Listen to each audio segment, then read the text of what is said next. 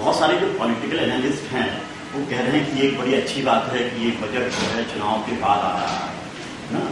पर इसमें एक और भी चीज है कि ये भी कह रहे हैं कि जो इस बार का बजट जो है बहुत कुछ पॉलिटिक्स पर डिपेंड करेगा, या जो यूपी के नतीजे हैं उस पर बहुत डिपेंड करेगा। हो सकता है इसके बाद में अगर यूपी सरकार मुलायम सिंह को साथ ले लेती है तो जो है वो तो फिर हो सकता है कि सरकार जो है इकोनॉमिक रिफॉर्म्स को बजट में काफी प्रायोरिटी दे, क्योंकि ममता के रहते हुए जो है वो नहीं पा रही। मैं उसी सवाल को पहले मैं बोल रहा था। देखिए ये जो जितने ये जो बातचीत चल रही है, आप जो बोल रहे हैं वो मैं भी देखा।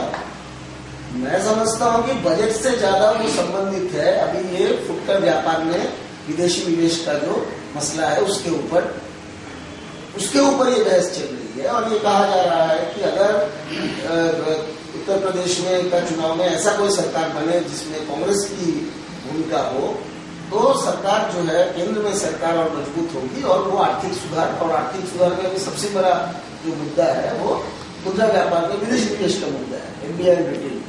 तो सरकार उसको दोबारा से जो है वो सामने लाएगी और चलाएगी। लेकिन मेरा वही बात को मैं कहूंगा कि मुद्रा व्यापार में विदेशी निवेश अगर होगा या नहीं होगा उसके साथ हमारे देश का बजट का कोई सीधा ताल्लुक जो है नहीं, और इसको जोड़ के देखना भी नहीं चाहिए। बजट जो है सरकारी निवेश, सरकारी खर्चे और टैक्स कितना कर हम ले रहे हैं, किनसे ले रहे हैं, उसके साथ ज्यादा संबंध जो है बजट का है, न कि आर्थिक सुधार होगा। और इन दोनों चीजों को एक साथ जोड़ के देखना अर्थशास्त्र के हिसाब से मैं नहीं समझता हूँ। ये भी बहुत चर्चा है, कहा जा रहा है कि इस बार जो है वो वित्त मंत्री के पास में ज्यादा ऑप्शन नहीं है, खासकर फेशियल डिफिशिएंट बहुत बढ़ जाने के कारण। क्या आपको लगता है कि वाकई में कोई ज्यादा ऑप्शन नहीं है, बहुत ज्यादा कुछ चेंज बजट में नहीं लाया जा सकता है? नहीं, मैं ऐसा नहीं समझता। अभी एक बहुत महत्वपूर्ण बहस चल रही है और ये मैं समझता हूँ कि इसको लेके और गंभीर बहस हमारे देश में होनी चाहिए। ये है जो डायरेक्ट टैक्सेस कोड, जो नया जो जैसे इनकम टैक्स है, कॉर्पोरेट टैक्स है और तमाम जो डायरेक्ट टैक्सेस है, वेल्थ टैक्स है, इन तमाम टैक्सेस का ऊपर एक काफी बड़ा कानून और महत्वपूर्ण कानून जो है सरकार पिछले दिनों में लाई। अभी उसको लेकर स्टैंडिंग कमेटी ऑन फाइनेंस में चर्चाएं जो है चल रही है और सरकार की ये उम्मीद है कि ये अगर बजट सत्र में है तो या आने वाले दिनों में उस कानून को पारित जो है करनी। तो ये एक बहुत बड़ा बहस है और इसको लेके हम समझते हैं कि हमारे देश में अभी भी उतना बड़ा चर्चा का विषय ये नहीं बना हुआ। जैसे हमारे देश में हम ये वामपंथी होने के नाते ये सवाल हम पूछते थे कि 120 करोड़ से ज्यादा हमारा देश का आबादी है। हमारे देश में टैक्स दे रहे हैं इन लोगों का संख्या अभी 3 करोड़ से भी कम है। यानी आपके देश में मुश्किल से 2.5 से 3% देश की आबादी जो है टैक्स दे रही है। यानी आपका बहुत, और इससे जबकि मध्यम वर्ग की अगर बात होती है या अमीर तबके की बात होती है, वो बहुत बड़ा तबका है हमारे देश में। गाँव में, लेकिन गाँव में भी अमीर तबके रहते हैं जो ग्रामीण क्षेत्र है या जो सेमी अर्बन क्षेत्र है, लेकिन एक बहुत बड़ा दायरा जो है वो टैक्स के दायरे, तबका जो है वो टैक्स के दायरे से बाहर है। तो ये डायरेक्ट टैक्सेस कोड में इसको लेके चर्चा जो है होनी चाहिए। ये मैं समझता हूँ बजट से बहुत ज्यादा प्रासंगिक है, क्योंकि आप अगर बजट का घाटा की बात कर रहे हैं तो घाटा क्यों होता है? क्योंकि आप खर्चा कर रहे हैं ज्यादा, आपका आमदनी कम है। तो घाटा कम करने का 2 तरीके हो सकते हैं। एक आप खर्चा कम कर सकते हैं, लेकिन दूसरा है कि आप अपना आमदनी वृद्धि कर सकते हैं। तो सरकार की आमदनी, और सरकार की आमदनी कब वृद्धि हो सकती है? जब आप ज्यादा से ज्यादा टैक्सेस जो है वो कलेक्ट करें। तो हमारे देश में जिस तरीके से अभी हम देख रहे हैं जो अरबपतियों का बढ़ोतरी है हमारे देश में, और अभी जो फोर्ब्स का लिस्ट आता है उसमें दुनिया में चौथा सबसे ज्यादा संख्या में अरबपति वो हमारे देश में 55, उससे ज्यादा सिर्फ रशिया, चीन और अमेरिका में। तो इन अरबपतियों का अगर आप वेल्थ टैक्स देखेंगे तो सालाना हमारा 500 करोड़ के आसपास, 500 से अभी शायद 600 या थोड़ा सा 600 करोड़ से ज्यादा है। जो बहुत ही कम है, क्योंकि अगर 55 सिर्फ ये $55 बिलियनियर्स को अगर हम देखें, इनका नेट जो वर्थ है, इनका जो कुल जो संपत्ति है, वो संपत्ति का परिमाण जो है वो 10 से 15 लाख करोड़ रुपए का जो है इनके पास संपत्ति है। जबकि हमारा देश में सिर्फ 55 अरबपतियों का मैं बात करूँ, और हमारे देश में वेल्थ टैक्स हम जो है सिर्फ और सिर्फ 600-700 करोड़ हम ले रहे हैं। तो इन तमाम चीजों को लेकर बात होनी चाहिए कि कैसे हम सरकार की आमदनी को जो है बढ़ा सकते हैं, टैक्सेस को हम बढ़ा सकते हैं। ये बहुत महत्वपूर्ण है। वैसे आपको नहीं लगता कि अभी ऐसा हो रहा है कि समझ लीजिए कि 14 में आम चुनाव है, तो उस साल तो शायद बजट चुनाव से पहले आ नहीं पाएगा, तो और जो है कुछ अगले साल का या 2013 का जो बजट होगा वो बेसिकली चुनाव से पहले का बजट होगा, तो सारी सरकारें पॉपुलिस्ट मीजर अपनाने में ज्यादा आ जाती हैं। तो केवल यही एक साल है जब जो इकोनॉमिक मतलब इकोनॉमिक्स का जो फंडामेंटल्स हैं इकोनॉमिक, उसको मजबूत किया जा सकता है या अर्थव्यवस्था को कंसोलिडेट किया जा सकता है, और उसको बजट में वो दिखाई देना चाहिए। क्या आपको ऐसा लगता है? बिल्कुल, क्योंकि हमारे देश में अर्थव्यवस्था में अभी काफी समस्या है। पहला समस्या क्या है कि हम जो वृद्धि का हम बोल रहे थे कि 8% जो है हमारा पिछले 4-5 सालों से जो वृद्धि का दर रहा है, अभी उसमें कमी आ गई है। इस साल का अभी फाइनल फिगर्स आएगा, लेकिन वो 7% के आसपास जो है होगा। और पूरा दुनिया भर की अर्थव्यवस्था अगर आप देखें, क्योंकि हमने ग्लोबलाइज वर्ल्ड में है, उसमें दुनिया भर में जो हो रहा है उसका असर हमारे देश में भी पड़ रहा है। जो दुनिया भर में मंदी अभी भी चल रही है, अमेरिका में, यूरोप में काफी गहरी संकट है, तो उसका असर भी हमारे देश में जो है पड़ रहा है, और हमारा वृद्धि का दर में कमी आ रही है। तो सरकार का बहुत बड़ा जो प्राथमिकता ये होनी चाहिए कि ये जो वृद्धि के दर में कमी आ रही है, इसको सरकार जो है रिवर्स करने का कोशिश करे। और उसमें एक बहुत बड़ा भूमिका है जो सरकारी निवेश और सरकारी खर्चे का है, वो बहुत बड़ा भूमिका होती है। जब आर्थिक वृद्धि घट जाता है तो सरकार को जो है निवेश करने की जरूरत होती है। अब वो निवेश का जो क्षेत्र है, देखिए सब्सिडी के बारे में एक बात कही जाती है कि जो वाकई में जरूरतमंद लोग हैं उन तक सब्सिडी नहीं पहुंचती। जैसे कुकिंग गैस की सब्सिडी, कुकिंग गैस जिसके पास में है वो तो मतलब बिलो पॉवर्टी लाइन को उसने नहीं करेगा, वो एक खाता पीते है, बहुत अच्छी मैंने वो अमीर नहीं है या मतलब मध्यम वर्गी के लिए, पर जो वाकई में जो इनके पास कुकिंग गैस नहीं है, जैसे वो लोग ऐसे जिन्हें सब्सिडी की जा जरूरत है। या जैसे मान लीजिए पावर सेक्टर में सब्सिडी, तो जिस आदमी यानी वो किसको मिलती है, जिसके पास खेत है, जिसके पास मतलब फार्म है, किसे वो लैंडलेस लेवल तक तो नहीं पहुंचती है। जिसको ज्यादा जरूरी है इसी तरह से सरकारी मदद मिलना, तो सब्सिडी में सबसे बड़ी दिक्कत यह है कि वो उन लोगों तक पहुंचती है जो बेसिकली प्रिविलेज हैं या जो थोड़े खाते पीते हैं, बहुत गरीबों तक वो सब्सिडी नहीं पहुंचती। देखिए ये तर्क बहुत सालों से मैं सुन रहा हूँ। पहला चीज क्योंकि ये तर्क मैं नहीं मानता हूँ कि ये इसका कोई ठोस आधार है। इस तर्क ये एक प्रचार है। अगर सब्सिडी का मतलब क्या है, कोई चीज का एक बाजार में दाम है, वो दाम मान लीजिए 100 रुपये है। आप बोल रहे हैं कि अगर मैं सब्सिडी दे रहा हूं मतलब सरकार हर यूनिट का दाम में जो है 100 रुपये आपको अपने पॉकेट से ले देना पड़ेगा। सरकार मान लीजिए 50 रुपये उसके लिए भरपाई कर देगी, आप 50 रुपये में वो खरीद लेंगे।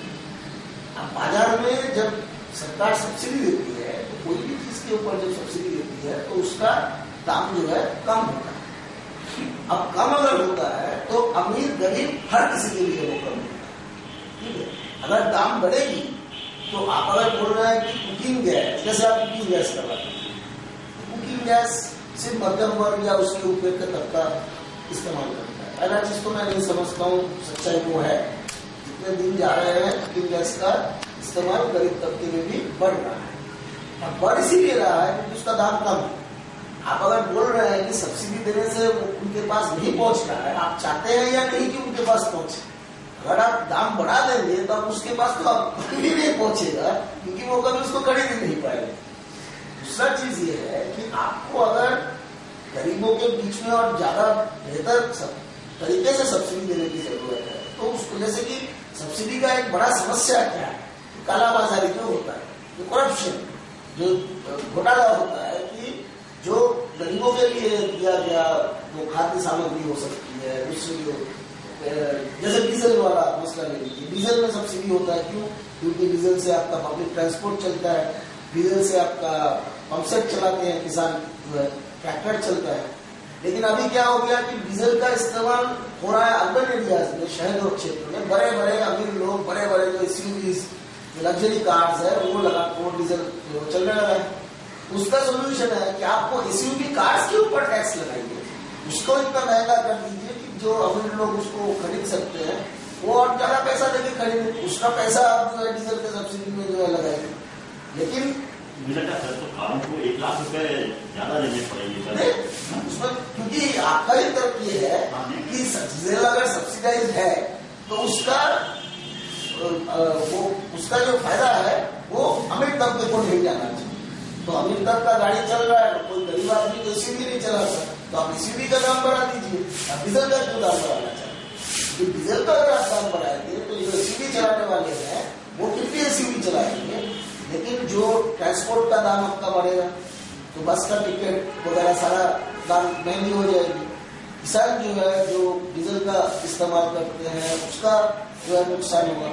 और सारा चीज, एक बार फ्यूल का अगर आप दाम बढ़ाएंगे या खाद का अगर आप दाम बढ़ाएंगे तो ये कृषि क्षेत्र के इनपुट्स है, जाहिर सी बात है कि खाद्य सामग्रियों का दामों में उसका सीधे असर पड़ेगा और जो महंगाई हम पिछले सालों में देखे हैं वो दोबारा से जो है वापस आएगी।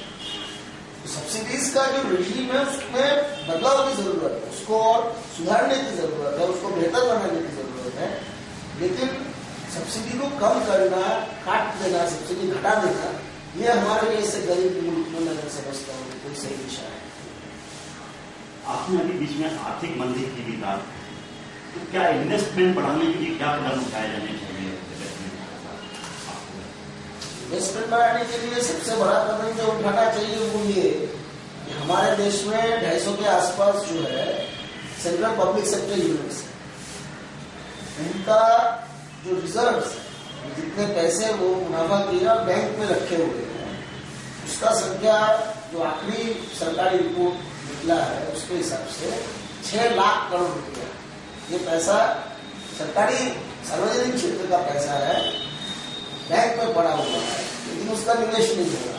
मैं सारे सार्वजनिक क्षेत्र के सेंट्रल पब्लिक सेक्टर यूनिट्स के बात करूँ तो सरकार के पास साधन की कोई कमी नहीं है, तो निवेश सरकार को, लेकिन निवेश करने के लिए थोड़ा इच्छा शक्ति की भी जरूरत है। बहुत सारे पब्लिक सेक्टर है जो अभी घाटा में चल रहे हैं, जैसे आपका MTNLBS है, एयर इंडिया है, आपका फर्टिलाइजर जो कंपनी है, तो हम बाहर से भी फर्टिलाइजर हमको आमदनी करने पड़ रहा है, इम्पोर्ट आयात करना पड़ रहा है, लेकिन हमारे देश का फर्टिलाइजर कंपनी जो डूब रहे हैं।